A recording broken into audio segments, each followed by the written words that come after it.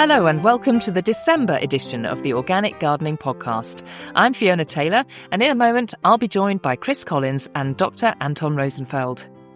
So we're heading into winter, and it's always a good time to slow down and take stock of all that's happened this year. It's been an interesting one for gardeners. A dry, warm spring was great for blossom and resulted in amazing fruit yields, but didn't check the aphid population, which exploded through what was the warmest summer on record. As we look back, we can use our learnings to plan for the new year, thinking about how we, as organic gardeners, can use our resources to the best of our ability. Quite often in this podcast, we've talked about our heritage seed library. This is our seed conservation project where we shelter over 800 varieties of heritage and heirloom vegetables. Our team are highly specialist at this, and they're supported by 200 volunteers, all working together to conserve seeds for future generations. All of this work is supported by donations, so we're running an appeal called the Big Give Christmas Challenge, where any money you donate will be doubled. And that appeal is running right now and closes at midday on Tuesday the 9th of December. If you feel you can support us in our mission to conserve the UK's vegetable heritage, we'd be so grateful. Go to gardenorganic.org.uk/donate. That's gardenorganic.org.uk/donate. Later on, Chris chats with Jo Ferguson from the Bat Conservation Trust. Jo tells Chris all about the prevalence of bats in cities and details how light pollution can be harming these vital predators. And we'll be answering your questions on planting garlic and onions, growing asparagus and composting. But first, it's time for me to catch up with Chris in the potting shed.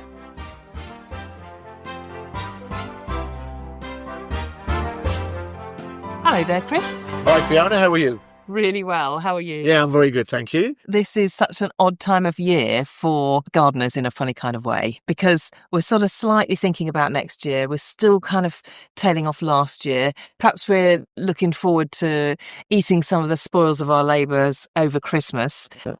It's kind of a bit of an in-between time, isn't it? I quite enjoy it because it feels like a period where the pressure's off a bit. Okay. I wouldn't really associate gardening with pressure, but, in terms of my workload of worrying about watering or, getting up early and watering or doing all those sort of things or lots of seedlings to look after. So I kind of like it's a potter month for me. Yeah, guilt-free. Yeah, I don't have to, and I'm just enjoying the fresh air, and I very much enjoyed trees in the winter, the silhouettes of the trees, the low winter sun, the skies. So yeah, it's a kind of bit of time of reflection in a way. Yes. And obviously you're anticipating that the next year's coming, and then you'll start to buzz for the new season. And it's so important to get out in the daylight, isn't it? I mean, we're very kind of hemmed in by the darkness this time of year, and actually it's really important to try and take advantage middle of the day if you can get out. It's so good for you, isn't it? Yeah, I'm lucky to be out. I mean, obviously I do some days on the tools as well, so I'm out in it, and I do. So I always feel when I come home in the evening after a day out, if I'm in the allotment or if I'm working, I have this really natural sort of winter tiredness that I really enjoy. So you kind of get back to the coziness of, there's something quite caveman-y about it, I suppose. There is. You kind of get back to the safety of your home, and you're all warm, and it's, so I kind of really enjoy that. But it's a great time of year to look at plants. They have a different personality. I really recommend go to a botanic garden or a historic property, because it's you see them in a different light. I tend to look at conifers quite a lot this time of year, because I really love a conifer, and they're very subtle plants. So I tend to get into them. And I think it's, it's a season all of its own right, really. In December, because the pressure's off a bit, even work slows down because everybody's thinking about Christmas. So it's quite a nice time to take a breath, really. Yeah, okay. Good to hear what it's like, actually, as a professional gardener, what this time of year feels like. Interesting, because it's very, very seasonal, your job. It is incredibly so. And I always you park it into three big categories, really, as you kind of sort of spring is seeds. Yes. I'm coming out your ears, seeds. And then you kind of have this maintenance of the summer, and you're ticking over and you're looking at your husbandry, your plants, you become very engaged in them. And then you kind of get to autumn. Happens, autumn's very nice. And the winter is really the time where I can move stuff around. I do a bit of landscaping. I do the stuff I don't have time for, or I change the things that, because everything's sleeping, I can change things around. So they're kind of three separate sort of areas. And in December, I'm definitely looking at moving things about on the allotment. So moving, but not necessarily sowing or planting at this No, point. it's re-landscaping in many ways. Your little bit of designer comes in, and so if I'm in a plant in the wrong place, I can move it, or maybe I want to remake my beds, or if I want to point a patio, maybe, or something like that. Those sort of jobs I do at this time of year. Are you good about making a list? Do you? I'm a very list-heavy man. Are you? Yes, I am. Yeah. Sometimes I make lists about lists. Me too. I love a list. Yeah, I do. It's psychologically, I just like to tick them off. I don't know why, and then I feel all smug. I mean, if you're walking around the allotment, your allotment or my garden, or actually here at Wright Organic Garden, there's been some really interesting things to observe, and there's been clouds of whitefly. Have you noticed that? Well, I have them on my kale on the allotment. I've got a lovely crop of kale, and I'm a really big fan of kale, and if you tap them, it just clouds of them come off. So please, nature, give me a frost. Yes. I think that we need some cold weather. It's a proper cold snap, not just a cold night or a cold day. I think it'd be nice to have in the new year a couple of weeks of 3 weeks of decent cold weather. Yeah, no, I think that's right. It's what's needed, isn't it? And everything kind of needs to refresh and reset. With your makeover and your thinking, because this time of year, thinking about what you might be sowing and getting the seed catalogues out, the Heritage Seed Library, which we run here at Garden Organic. So this amazing thing that happens once a year where we are able to offer out varieties to our members. You've got to be a member of the library because we're not allowed to sell these seeds. They're heritage, which means they're not on the commercial listing. And that's all part of our conservation activity that we do here. So if you want to take part, you can get hold of the list and you can choose your varieties. But this year's particularly special because we're celebrating 50 years of the Heritage Seed Library. And we've had quite a lot of fun with this because we've been running a seed relay over the last few weeks. It started off in Bocking, and that's the place where our charity was founded. And so the golden envelope started in Bocking, and inside the golden envelope were packets and packets of heritage seed, all with the word gold or golden in the title. And that golden envelope has been passed through a relay to many people who are involved with our charity, including you, in fact, Chris. That's really put me in the mood, just for the seed growing, because obviously we described how it's quite dormant at the moment and we can potter, but in the back of your mind there's always the seed catalogues and that anticipation of the year ahead. So it was really nice to do that, and obviously I'm thinking about on the allotment having a special area just for our 50th anniversary celebration of our very important Heritage Seed Library, because it is massively important for many, many reasons. Needs a lot of support, I think.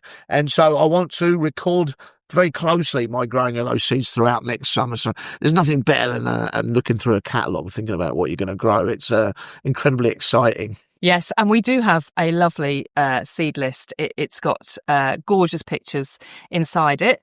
Each variety has a little description, and so people can find out more. But of course, you can see all that online as well, because we've got an online version too. And our Heritage Seed Library seed list is really lovely.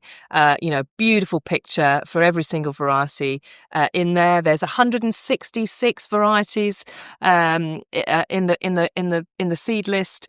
We've also got it online too. But if you're a member of the Heritage Seed Library, you'll have received your list a couple of weeks ago. But if you're not a member, it's all open now. So just go online and have a look. Go to gardenorganic.org.uk and you can find lots of information there all about the Heritage Seed Library. But I think you have already selected some really interesting varieties, Chris, that you want to grow this year in your golden envelope area of your allotment. So let's have a little chat about those. Give us some of your choices. Yeah, well, I've already picked out a few. Quite excited about this. I'm going to go for a classic, a HSL classic to start with. One that's very popular with our members, and that's the shark's fin melon. Oh, yes. Yeah, so we very successfully grow that here, didn't we? I think Emma grew quite a lot of it last year. Obviously, it's not a melon in the sense that you think you can have it for your pudding. It's made into a soup. Yeah, which is quite interesting, a savoury melon. So that'll certainly get a go. I've got an area perfect for that down the bottom of the allotment, actually, where I'm going to grow, because it's quite vigorous and it will use up a nice space on that. That's why it's called shark fin, because it resembles shark fin soup. apparently, the flavour of the broth. Yeah. So I don't know, no sharks were... No, they were hurt making this soup. Absolutely, shark fin melon. Oh, well, I'm really be interested to see how you get on with those. They're quite vigorous. Yes. They're going to take over quite a bit, I think. Well, I have a section down the bottom where I usually grow my squashes and stuff, so it'll go in there and it'll be quite happy in there behind the polytunnel, and it'll thrive in there. It's nice and sunny down there, so it'll be good. I've always grown heritage runner beans. It's one of my favourite things to grow. This year I'm going to try Morlin Weber. Ah, okay. Yeah. That's a new variety for this year. We've not had the Morlin Weber available for our members before. So it's named after the family who bred this seed, and it's been passed down through the generations since 1910. And Mr. Weber, who's passed that on to us, has been growing them ever since the 1990s. So it's a scarlet flowered variety, and produces really quite long runner bean pods. So well, that's a winner. Yes, it is. Well, I always get great heritage beans. My allotment seems to like them there, and so I'm looking at it. They're a big part of my diet in late summer, that's for sure. I thought I'd grow a beetroot. It's been a brilliant year for beetroot. It's so sweet and tasty because of the warm weather. But I'll grow one called Ukrainian. And I think I'll do that out of solidarity for their issues at the moment. Yeah, it's actually been with us in the library. Goodness, I think since early 1990s. It's supposed to be particularly tasty for making borscht. So a great soup there. So all right. So I'll do that. And I will grow Ukrainian beetroot, and I'll make, what's it called? Borscht. I'll make some borscht. That sounds good to me. Sounds like a plan. As I live on an allotment site which has many Cypriots on it, there's all the old boys tend to come from that part of the world. I'm going to grow Greek squash, I think. Yeah, I think so. I'll be able to show off to them actually if I grow that. So, and I'll be able to give them some seed at the end of the year. Yes. So I will. I'll do that. I think that's quite an appropriate one. So one thing to say about the Greek squash is that you can eat it large or small. I mean, I realise that's the same with any squash, but these are actually they can either be eaten young and really enjoyed young, or actually they will make a good marrow as well. That's great. That's good to know. That's good to know. Yeah. And then finally, I think heritage cabbage called Wian, which apparently translates as wow. Yes. So I think that's a good reason enough to grow it. And it does look very beautiful. And I am partial to a cabbage. So that's going to be my brassica, my choice of brassica. Yeah. And it's a grey one, kind of grey-green. Yeah. They're very beautiful plants. Gorgeous, aren't they? Yeah. Really exciting, because that is another one that's brand new for this year. We've never been able to offer that out before. So, some exciting times, isn't it, to join in with this extraordinary effort. This is normally the month where we do a little bit of a look back over the year. Yeah. top triumphs, biggest disasters, that kind of thing. Give us a sense of what went wrong. Obviously, I'm a well-oiled machine. Yeah, I know. Poetry in motion. Yeah, right, I wish. Obviously, because the weather really dictates what really happens. But I grow a sweet corn called micropops, which are those little tiny ones you get in salads and stuff. And I left it too long, so I had a huge cob with these tiny little sweet corns on it. So that was definitely my disaster. I just think that is my disaster all the time. Is I never quite time the harvest right. Yeah, harvesting's a skill, I think it is, and proves that story proves I've been doing this for years and I timed it wrong. So I think it's something you get better at with experience. Okay, that's how I describe it. Yeah. I think there's also a slightly fear. I don't want to harvest too early. Maybe it'll produce some more. Maybe it'll get a bit bigger. And so you want to leave it, and then perhaps all of a sudden you've left it too late. I did that with beans this year. I ended up leaving my runner beans too late, and I mean that's fine because you can still dry them, you can use them, and at least I can sow them again next year. And a lot of beans, of course, do dry brilliantly. You can just use them again over the winter. But it is frustrating. I as you know, and I've talked about a lot on the podcast, is I've had a lot of fun with amaranth this year. I've really, really loved it. And I've picked leaves here and there, put them in salads, I've put them in spinach. But I thought to myself, what I will do is I'll crop the lot towards the end of the season, and I'll separate the seeds and the leaves, and I'll cook the leaves up and I'll put them in the freezer in little portions. Well, I have done that. But the leaves, by the time I did it, the leaves were very bitter. And if I'd only done that, kind of 6 weeks earlier, it would have just been really a joy. And, but again, live and learn. Well, yeah, exactly. That's the experience. You know that as the season goes on, as the leaves get older, you'll get more bitterness to it. I had the same thing with leeks.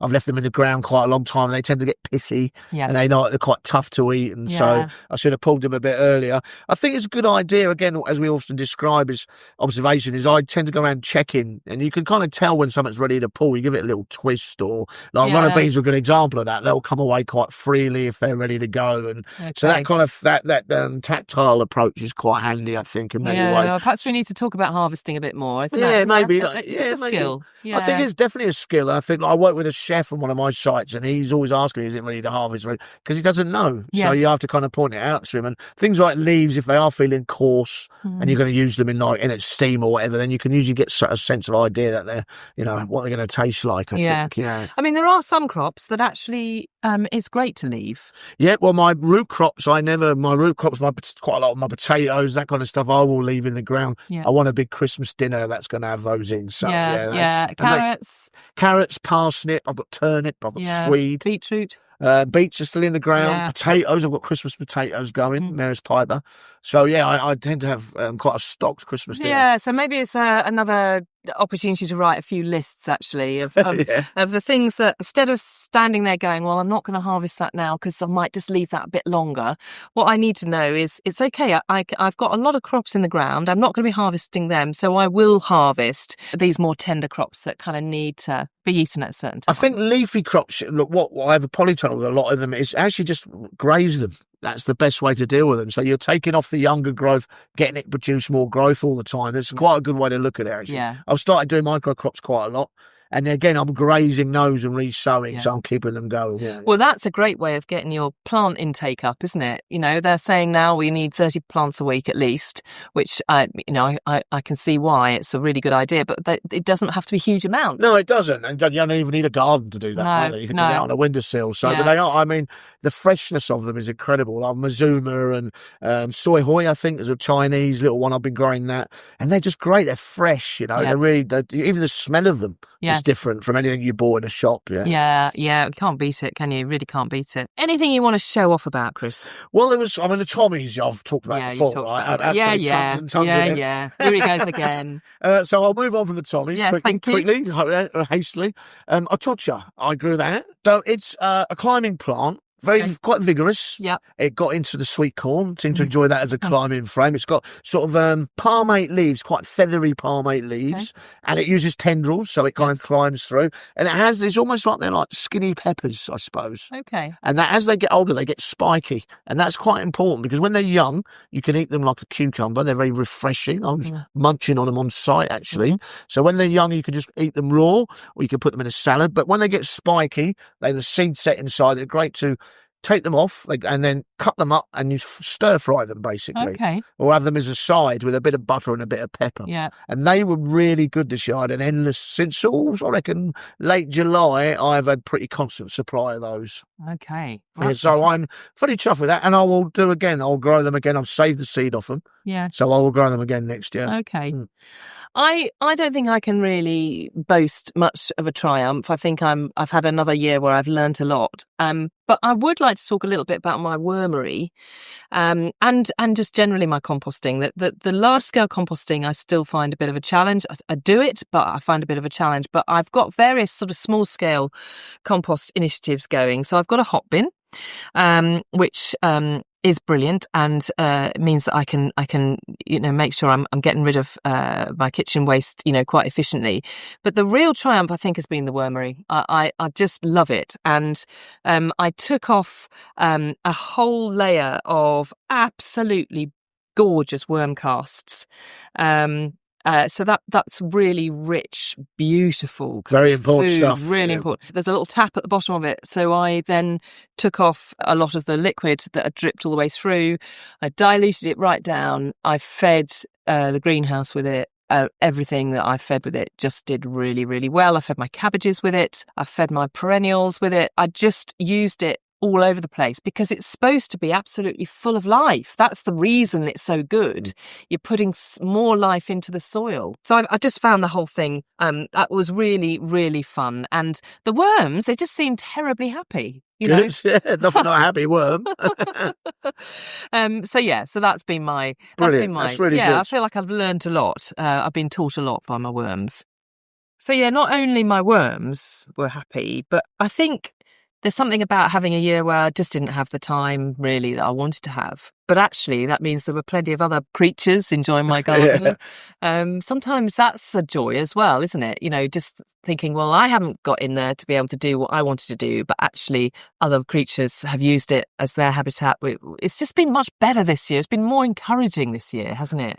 Yeah, it's good. That's a good thing about being an organic gardener, really, is you do get a lot of visitors to it. You know, you're encouraging those visitors to come in, and yeah, nature, you're right. If when we're not using it, it's a shared space. We've always said it. When you're not using it, nature will. So when your birds are coming in and your frogs and you know, all these things are coming in, and then it's being used. Nothing's ever wasted in this game, I don't think. No, a lot more insects again, loads of ladybirds. You know, butterflies were far better this year, or at least they bounced back to what they had been before. It just felt at least a bit encouraging when there's quite a lot of gloom and doom around. But this month you've been talking all about bats, Chris, haven't you? I have, yes. Jo Ferguson, who was really, really interesting. I was fascinated. She's so passionate and enthusiastic.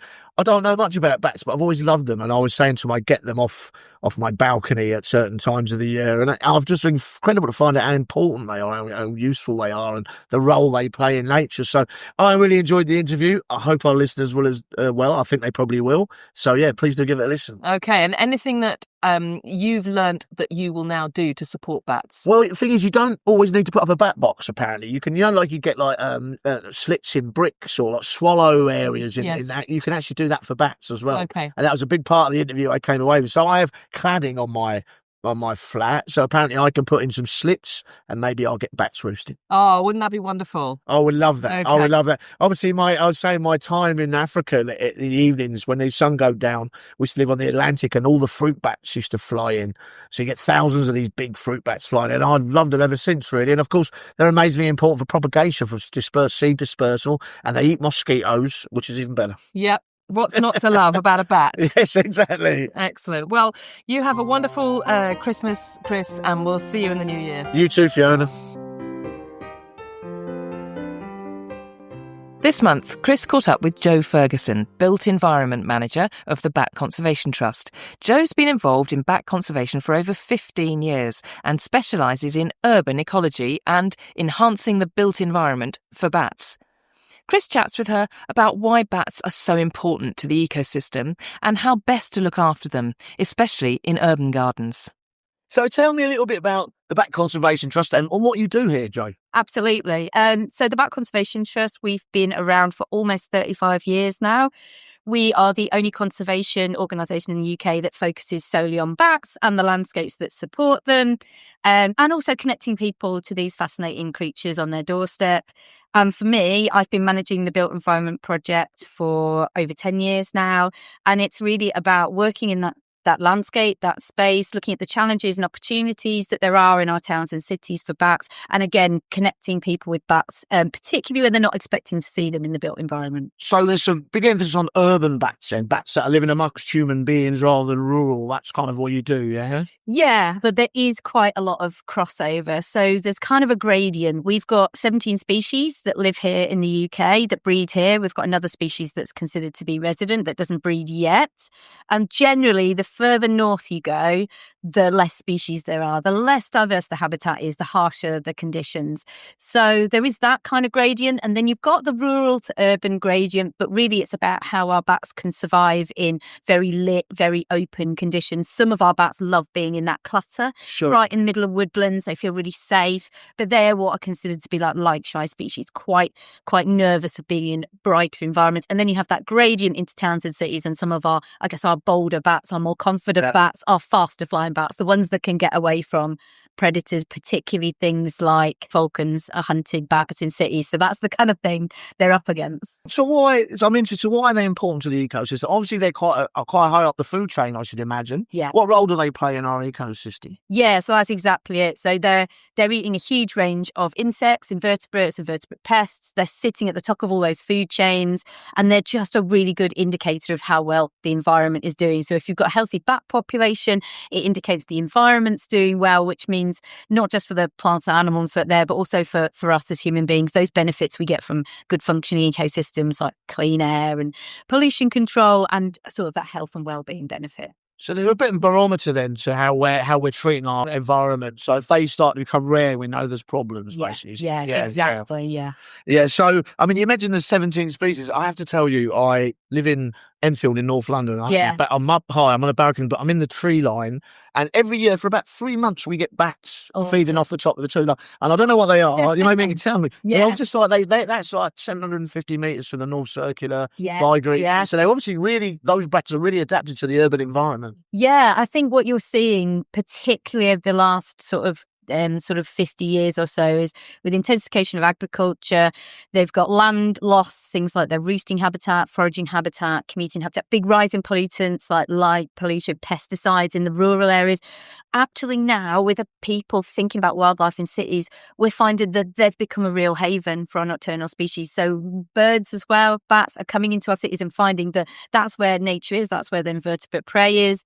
And you've got these sort of networks that run through our urban environment. So things like our canals, railway lines and gardens. And they provide these secking stones so that actually draw bats and through our cities, and they're able to move through our cities, particularly the bats that are faster flying, particularly the ones that feel they can cross those gaps a bit more easily. So the bats that you've got around your trees, I would say probably common or soprano pipistrelles, which are the ones that are found right up into the Scottish Highlands, right up into the islands of Scotland. They're found everywhere.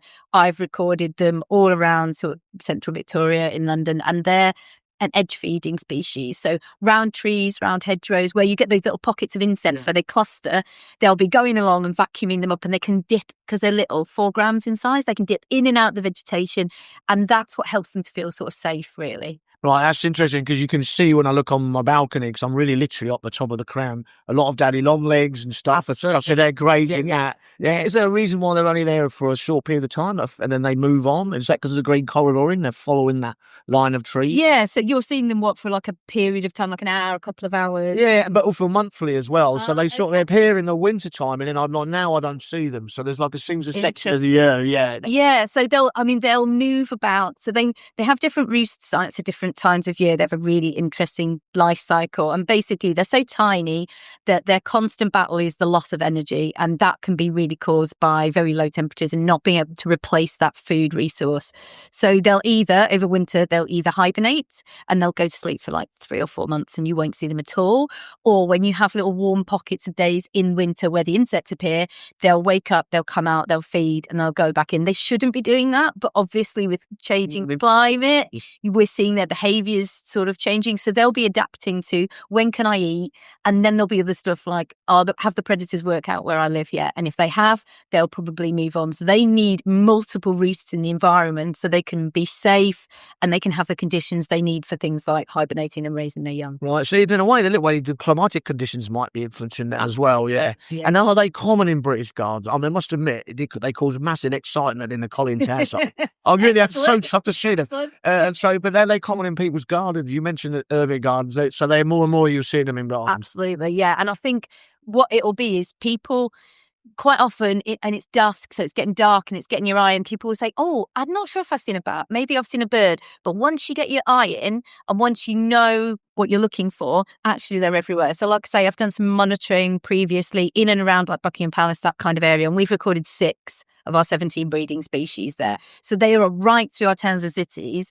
It's getting your eye in. Once you see them, particularly against vegetation where you can't see them, once you see them under the night sky, like, there they are, and it's picking them, and they're tiny as well. They're so small. Really, I can go on the balcony, and obviously because they use radar, they can come quite close. Yes, to you. Yeah. And it's eye-bombing. And you're picking up, you'll be in the garden and you'll be surrounded by like insects, midges, mosquitoes, things like that. And you're thinking, oh my God. But don't worry, because people go, oh my God, the bats are coming close. It's like, yeah, but they're doing their job. They're picking up those pest species and they're attracted to those. So just try not to panic. They can see you much better than you can see them. And so they're feeding. They never look like they're going to hit you, but so I'm amazed how quite quick they get. Which is that's I'm really chuffed with it. Oh, their echolocation is incredible. It's so detail focused. We've got videos of some of our bat species that it's so good, their echolocation, that they can scan a spider's web, work out which side of the web the spider's on, and then they'll come around and take the spider off the web. That's how detailed it is. So people don't need to worry about them getting that close to, they can see exactly what's going on even when we can't. They've got superpowers, basically. Yeah, absolutely. Absolutely. Yeah, the more you learn about them,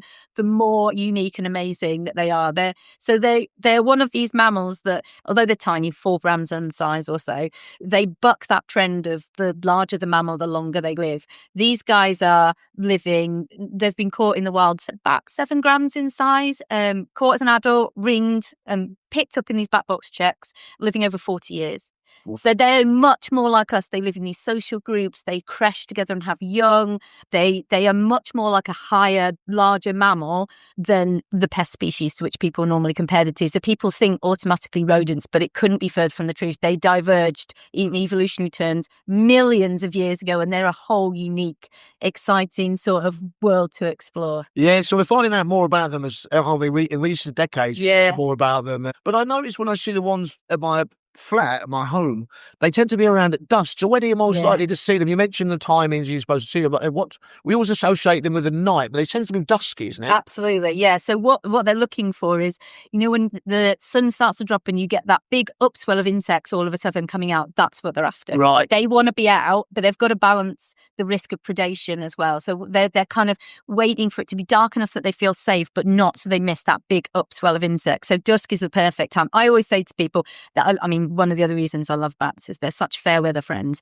It's like lovely warm summer evening, gin and tonic, glass of wine, whatever your preference is, sit outside, and look up between sort of, say, trees and vegetation where you get a clear spot of sky and it's dark, and just sit and wait for them to turn up, and you'll be able to see this amazing sort of aerial show, and you'd be surprised. You think you see one and then you're like, oh, actually, because they're calling and feeding, there'll be a number of them flying together, sometimes mothers and babies as well, calling to each other. Wow. Magic. So you mentioned 17 species. There's some are rare. So what are the most common ones I'll find in a garden? They're more than one species, or? Yeah, so we have 3 species of pipistrelle in this country, and the 2 smallest and most widespread, just apart soprano pipistrelle and your common pipistrelle, are going to be throughout our towns and cities.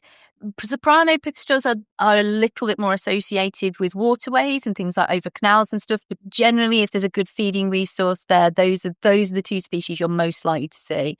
There's another species that's throughout our towns and cities, but it's more light shy, so it will be associated more with those sort of big areas of like cemeteries and places like that, dark tree lined areas.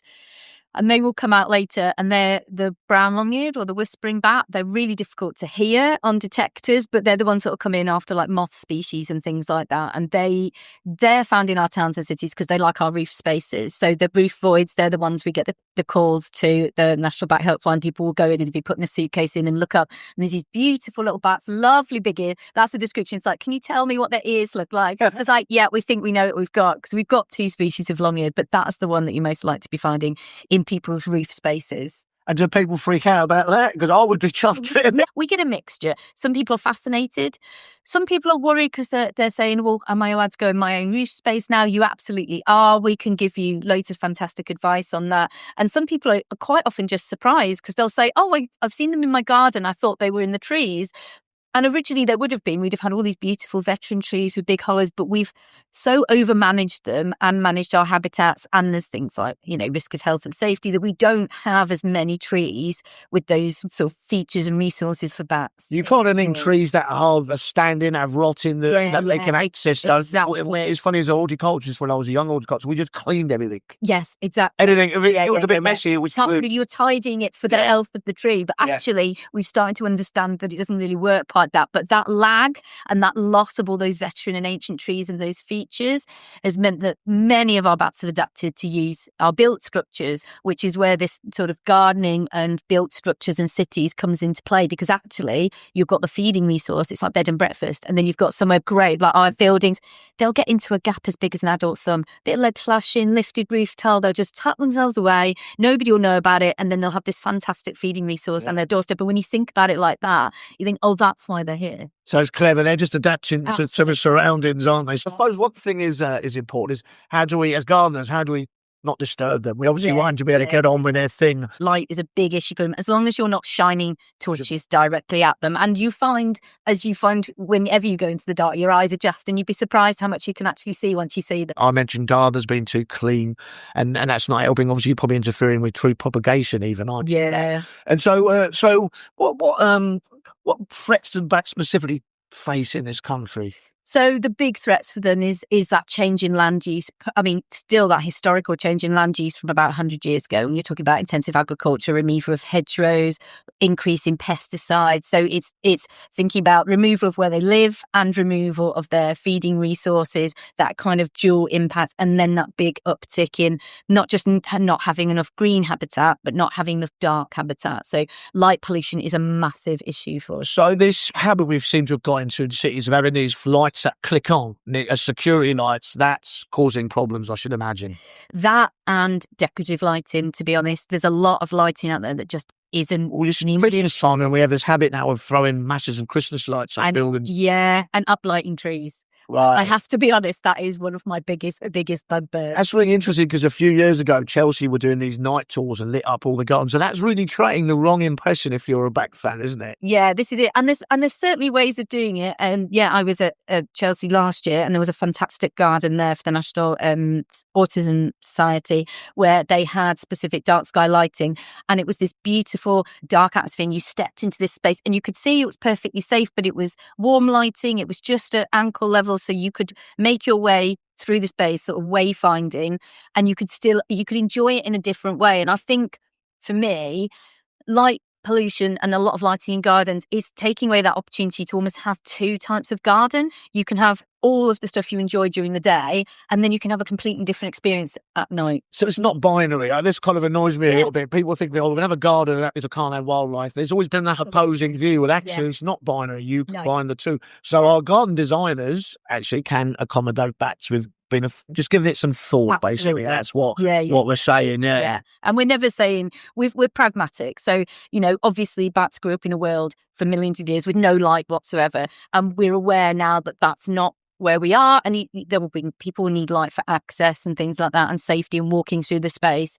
But it's also throwing it back to people and saying, well, don't you want to come back into this atmosphere? It's a place that people can enjoy. You see that uptick in people wanting to have dark sky experiences and see the stars. And so that people and wildlife, we can bring that together and create harmony, rather than thinking, like you say, it's always a clash. Yeah, they're two entwined quite, and that's a beautiful thing when they do. So absolutely. That's why it's got to be encouraged. So I want bats in my garden. I haven't got any. So it'd be nice to talk about what people could do to encourage. So how important is it to provide food and shelter in a garden for a bat? Yeah, so I mean, the nice thing is, because you've got bats at the top of this food chain for invertebrates, I would suspect a lot of people are already doing the right thing. So those plants for pollinators, those things that provide food for butterflies and then moths, will provide a food source for our bats. Night flowering plants, like pale scented plants like an evening primrose and sort of your star jasmine, anything that's going to be providing food for moth species, and then having some water in the garden. So basically,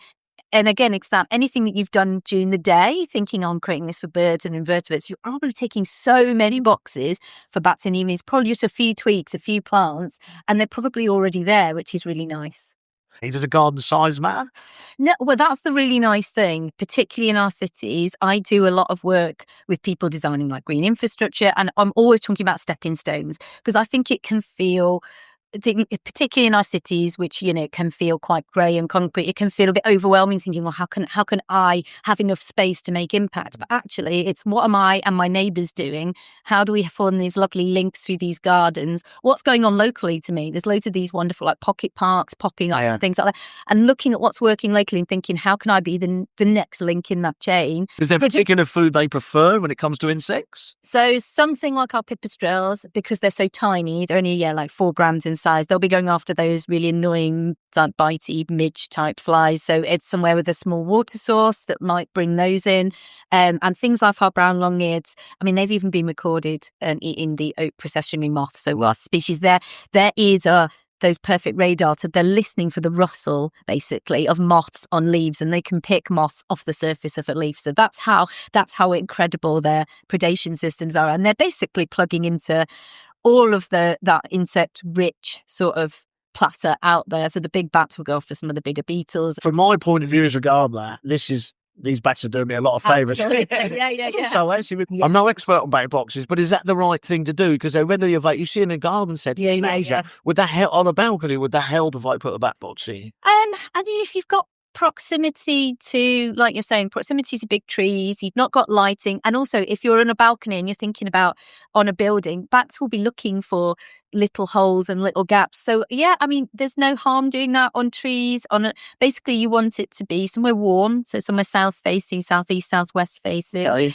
Although they're bat boxes, it's a bit misleading because we don't want the ones that are square, because the square ones, even with the slit at the bottom, you know what great tits and blue tits are like. They'll be straight in there. So the nice up and down ones, that they look really sort of bare. Yeah. There's nowhere for them to nest and have nest materials, but they don't need them. They'll just roost completely in the open, and they get their warmth from like snuggling up together. So they don't need to be surrounded. So they're not like a bird who needs to nest and cry out with cheer. They just need somewhere to hang out. Yeah, exactly. Somewhere for them and a small number of their friends to form a little cube of bats, and that's what needs to be on south facing, because they won't have any insulating materials. It will be just the sun. So then they get warm for the sun. Absolutely. And they're slatted. I see the slatting. That's to prevent small birds. Exactly.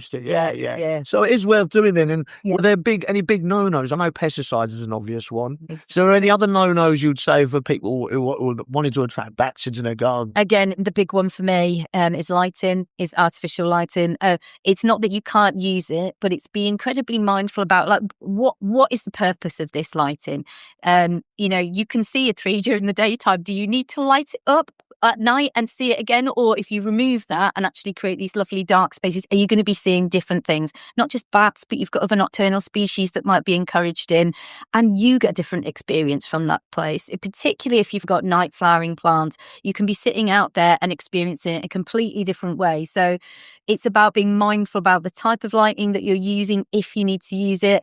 And the other big no-no for me is having cats at night out. I was going to say that's quite a big one, because we're obsessed with cats in this country. Yes, we are, yeah. Absolutely. And so actually, and that's why I think if you had a bat box, you can put it at certain heights, would you? Yeah, as high as you can safely put it up. I mean, normally we're thinking about the top of a gable end of a house, so 2 stories up. They might not need to be that high, but what will happen is bats will be coming out of that box and they will sort of drop and hug the building, and then they'll be heading for the nearest. So they go down to start with. Yeah, so anywhere below that where a cat can sit and jump up and catch them, which is what they're going to be doing. I mean, they're predators. Yes, they are. It's just what they do. Yeah, they'll be sitting there looking for stuff like that. Yeah, and they'll be able to hear them as well. Right, so the height is important, so you don't want them going too close to the ground. Exactly. Yeah, because I suppose cats are a part of our lives. So this is it, and it's not, it's not having them. There's a whole discussion about that, but just not having them out during dusk and dawn when the bats are coming and going, because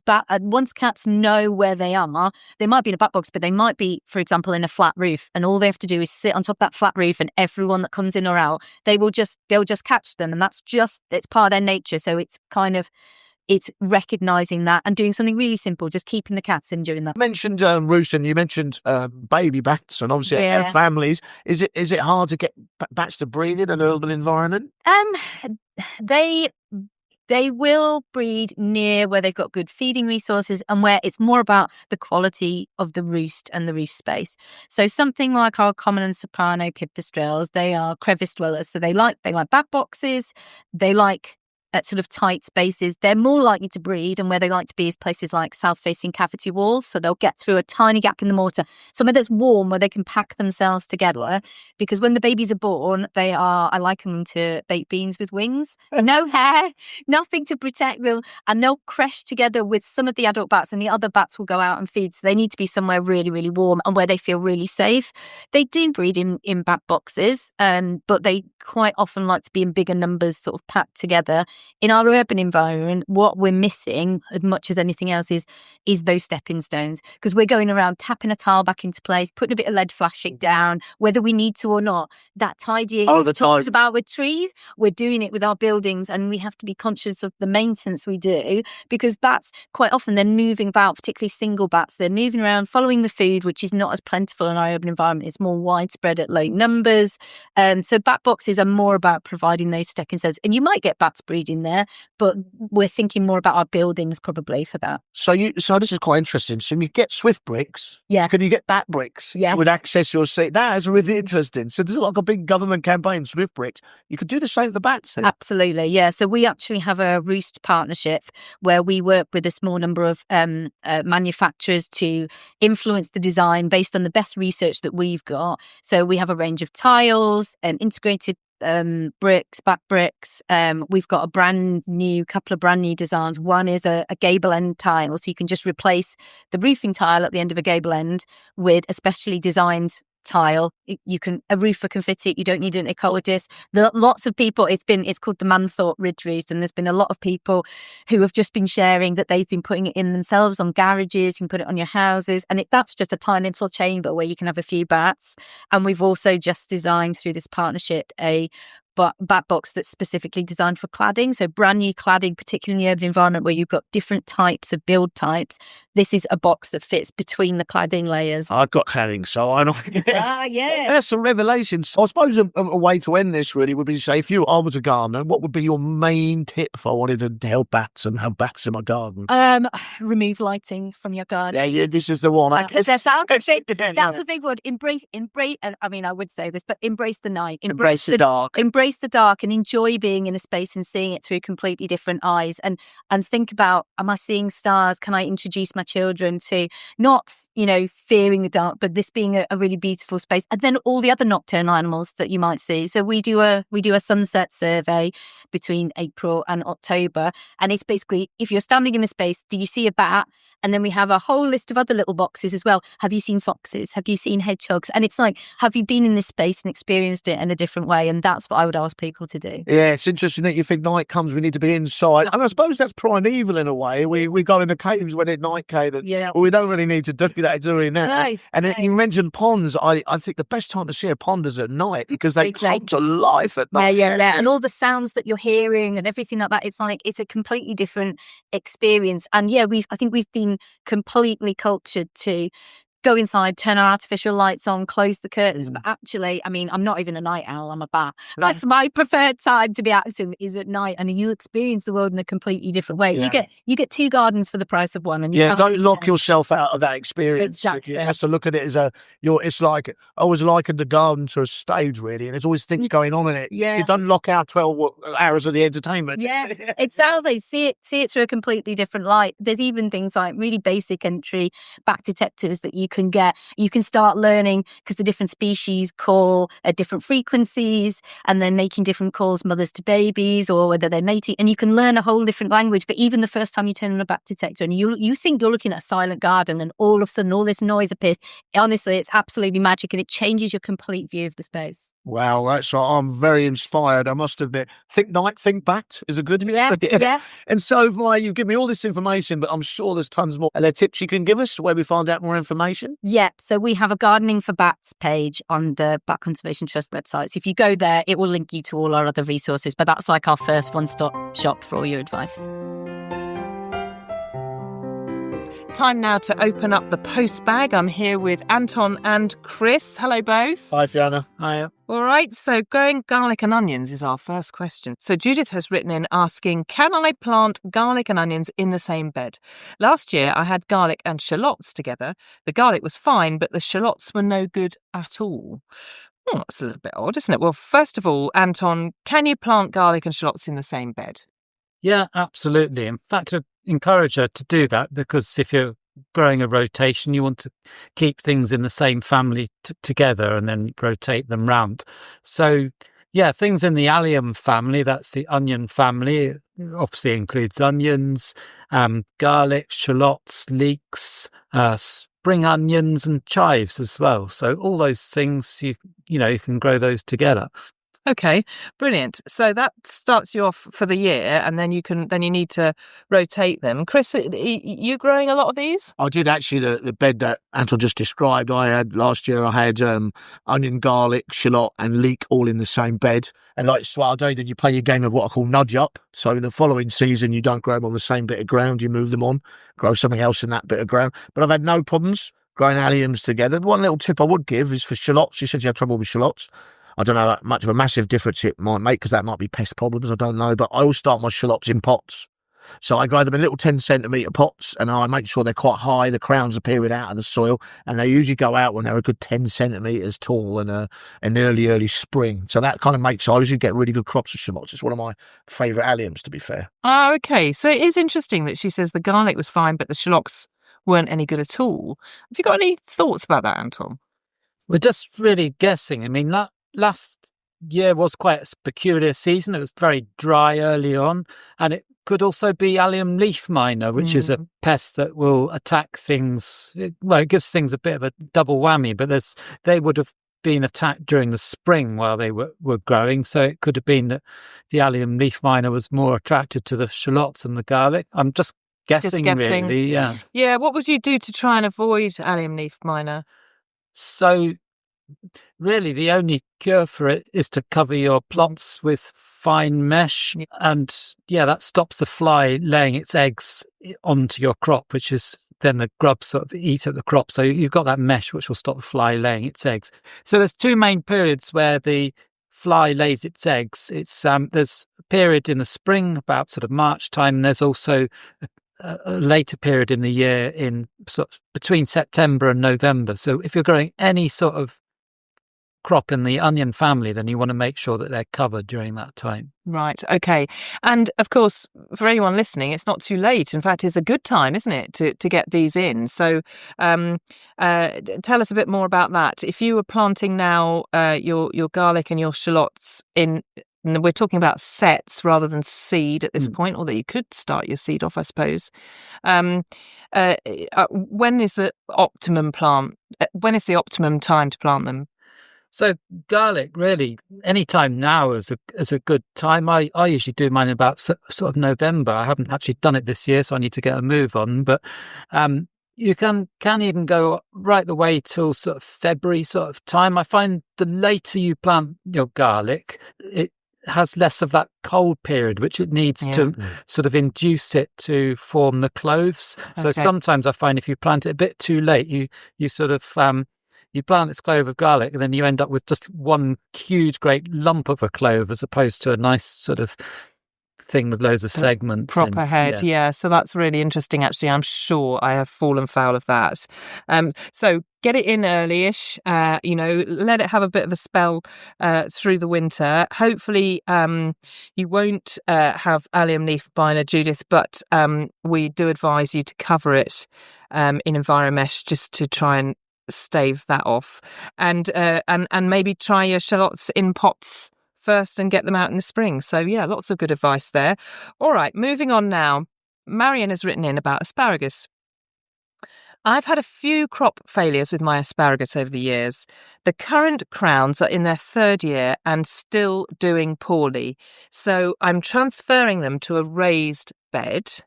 What sort of soil mix do I need for the best chance of success? And is there anything else I need to be mindful of? Well, Chris, what's your reaction here? Well, this is I often hear this complaint about asparagus. I hear it on my allotment. They can be quite frustrating. I wouldn't recommend moving them. I would leave them where they are because they do take 2 or 3 seasons to establish. They do not perform very well the first few seasons, but once they get going, they're incredibly productive. They'll give you lots. So I would probably be tempted to leave them where they are and maybe check the crowns, make sure there's no rottenness or damage in them, that sort of thing. Maybe add some composting. The thing about the soil with them is they're like a very free draining soil. So if the soil's heavy, if it's heavy in any way, they'll struggle in that as well, I think. They kind of like it sunny and sandy, I always think, asparagus. For your raised bed, I would certainly get a sandy soil in, but you can still plant them in there if you want. But you'll end up with the same situation, I think. It will take 2 or 3 years before they establish and you start to get decent plants. And those spears is what you're after, isn't it, basically? I had someone on the allotment last year who had them in a big crate, and they dug them all up after a year, and I was watching, I didn't interfere, and I just thought, well, you're just setting yourself back because of my experience. You just need a good couple of seasons. Maybe by the 3rd season, it'll start operating the way you want it to. Okay, so she's saying it was year 3, they didn't do so well, but, year 4 might be a bumper. Yeah, I would, unless there's problems with the soil or problems with disease, if it's too damp and they're rotting or whatever, if their crown is nice and firm and the soil's good, give them a bit more time.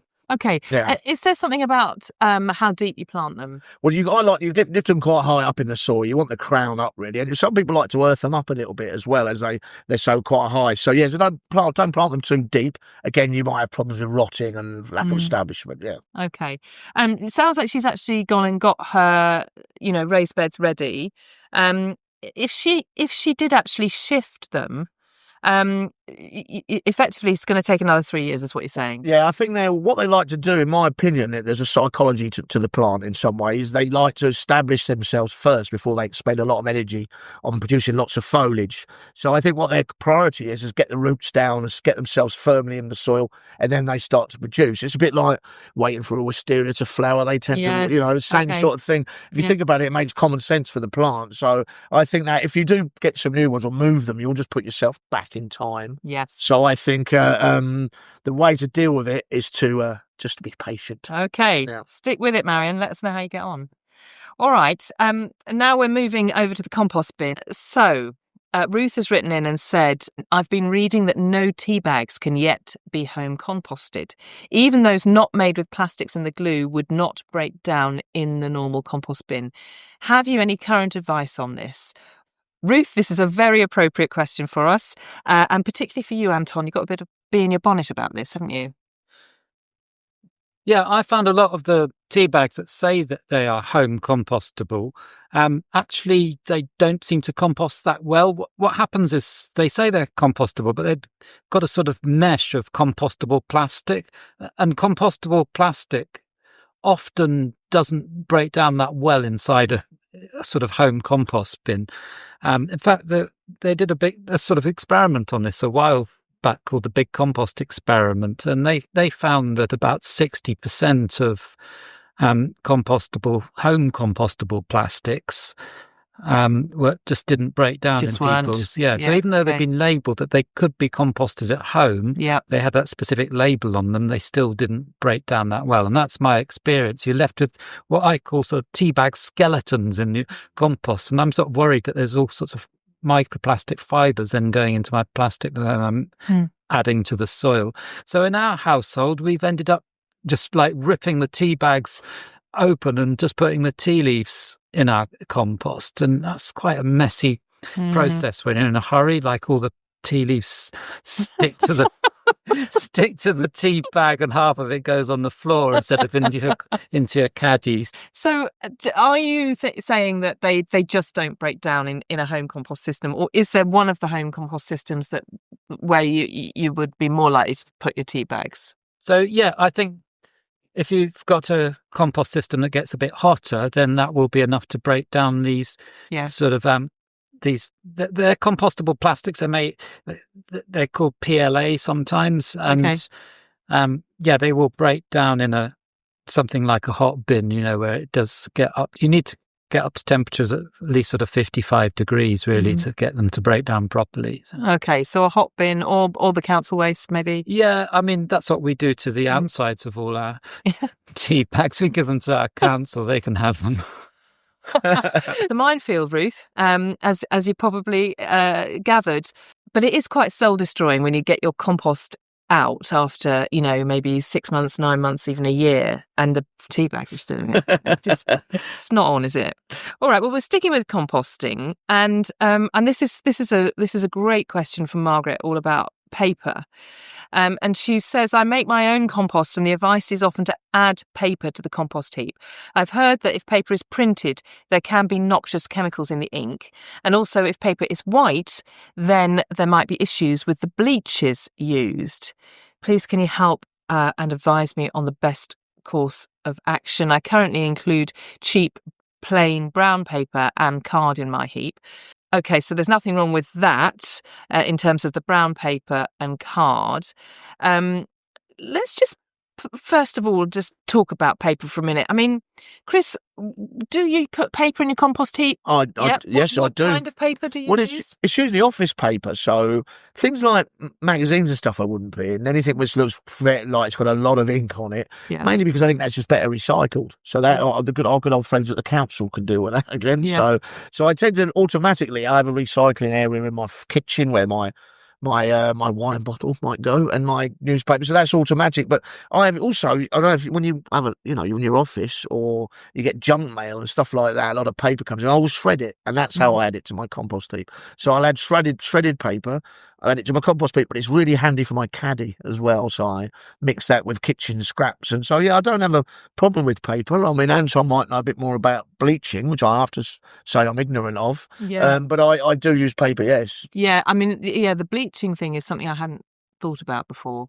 Yeah, so a while back, paper used to be bleached with chlorine, and that would release chemicals called dioxins, which would still be in the paper, and so that was a concern. But nearly all bleaching processes now don't use chlorine on its own; they use a different process, which basically you don't end up with dioxins left in the paper. So that's not so much of a concern anymore.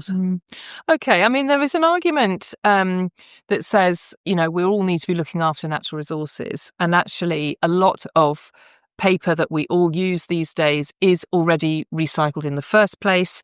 And actually, if you do recycle your paper through the recycling bin, then you're keeping that loop closed, and you're avoiding the need for new paper to be manufactured, and it helps to keep the resource going.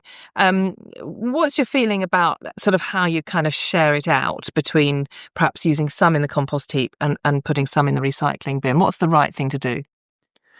So, yeah, you're right. It is better sort of ecologically to keep cardboard and paper in the recycling loop, because you're then saving sort of new trees to have to be cut down to produce more paper and card, which as a society we use a lot of. But paper and card can also be a really useful brown material. Let's say if you've got lots of kitchen scraps and you don't necessarily have much sort of spare brown material at the time, then sort of small amounts are useful to be put into the compost. The other thing I was going to say as well is if you shredded paper, that then becomes very little use for recycling, because the fibres get much shorter, and then that makes very, very poor quality paper when it's recycled. So if you shred it, then that's much perfect better for composting as well. Yeah. Okay. And Chris, when you say you use it in your caddy, how big's your caddy? It's only like 20 litres, a tiny little thing. So yeah, it's a small thing. So I will use tatty peelings in there maybe, and that sort of stuff that I'm producing in my kitchen, and I mix it with the shreddings of my paper. And in the summer it breaks real quickly, and I keep it damp and I turn it as well. And and that goes on to top dressing my baskets and stuff. Okay. So and if you get too much, you take it down to get a lot. Yes, yeah. So it's a very small scale, and it's quite nice in a way because it shows you the versatility of composting. I think you don't need a big site to do it. You can see the little miracle quite close up on a small scale. Yeah. Fascinating. I suppose one other thing just to kind of explore a little bit is we talked a bit about the kind of print that you wouldn't use. You wouldn't use something that was heavily colourful and perhaps a bit shiny. Of course, coming up to Christmas, lots of wrapping paper around. Again, you've got to be thinking quite carefully about the makeup of your paper. But then if you get a regular newspaper or perhaps a regular magazine like The Organic Way, for example, it is worth checking with the people who produce that newspaper or that magazine what kind of inks they use, so that you can then always feel like that's fine. If I put that to one side and I always use that, then I know I'm not putting noxious chemicals in. So yeah. It's a whole lifestyle thing. Well, it is, but especially as Anton says, we always handling paper and magazines, and it's a big part of our life, isn't it? And you automatically assume, you think, well, I want to make sure it's recycled. If you want to get it in the compost bin, you want it recycled. So it's worth giving some thought, I think, because there's so much of it. Okay. All right, that's really, really useful. Well, that's the last of our postbag sessions for the whole year. So all that's left for me to say is Happy Christmas. Happy Christmas, Fiona. Happy Christmas. Thanks so much to Anton and Chris for joining me on the Organic Gardening Podcast. Do come back again next year when we'll be looking back on the best bits of 2025. All that's left for me to do now is thank Kevin MacLeod for the music, and we'll see you next time.